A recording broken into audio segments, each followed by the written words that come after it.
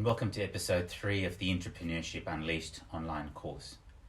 In this episode, we will take you through the setup of a successful intrapreneurship program. Let's start with a desire to change. One of the prime tasks of the innovation champion is to establish a framework for success. But what is success and how is it measured? In this episode, we provide you with a brief overview on the key activities along with some best practice measures. Due to the uniqueness of each organization, we recommend that you define success for your enterprise by carrying out a short survey across the organization, complemented by the qualitative research we discuss in future episodes.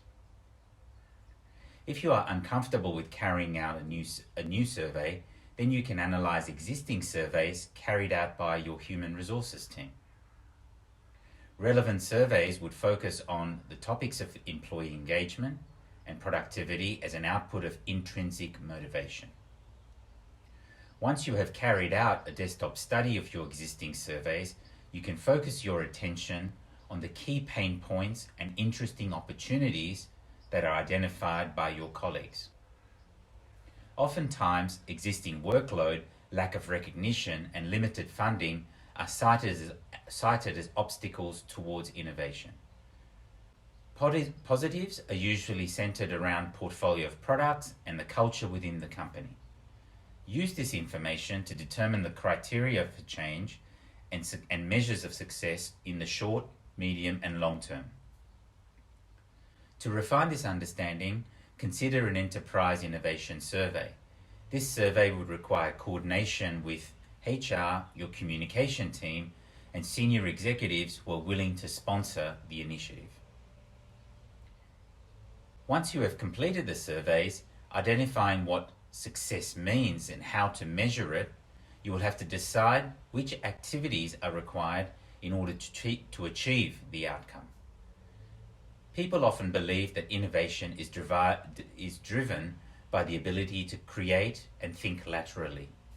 At ID8 Plus, we believe that creative thinking is manifested by a clear and concise process called the rapid innovation flow. The flow is made up of 3 phases. 1.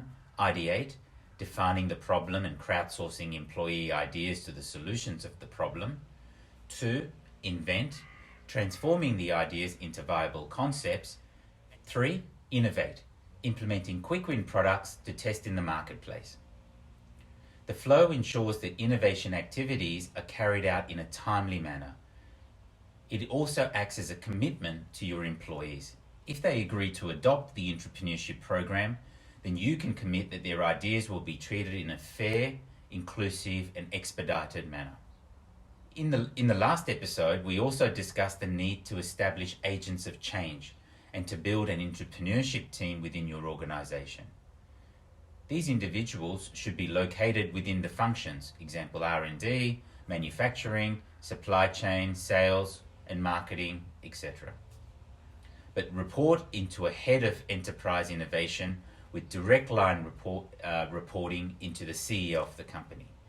The enterprise innovation team should be accountable for ensuring these employees have the necessary coaching, tools, and measures for rapid innovation. The company needs to be able to make a firm commitment around innovation by developing frameworks for defining customer problems and crowdsourcing employee ideas as solutions to those problems, employee competence development to transform the employee ideas into viable concepts, and implementing the concepts with iterations and releases in small batches. Explaining the learning culture that is necessary for internal innovation is one of my greatest challenges. When speaking to executives and shareholders, how do you explain the value of failure as a feature of the learning process?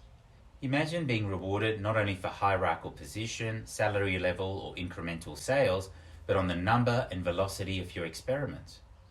My best approach to date has been to link the number of failures within the innovation process to the number of times an employee has tried new things and the key learnings that the enterprise has absorbed as a result.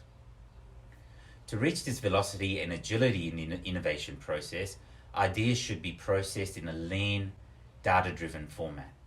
This will optimize employee trust in the fact that the idea are respected and treated fairly as the innovation journey continues. A data-driven approach to innovation would enable the innovation champion to inform executives of progress, communicate to a wider audience in order to generate interest in the program, and convince top talent to join the team.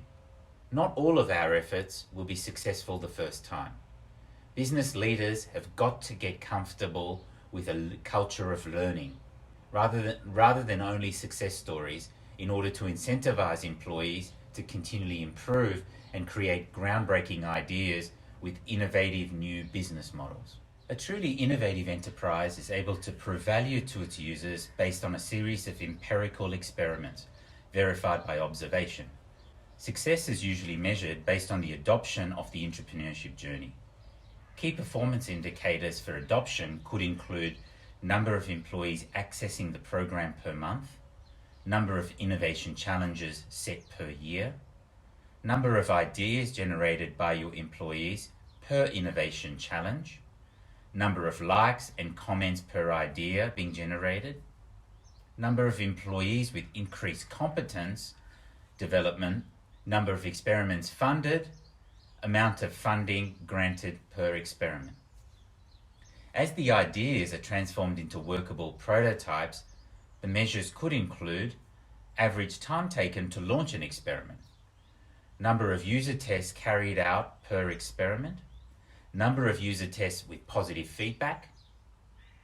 Now that you have an overview on the intrapreneurship setup, don't be afraid to get started.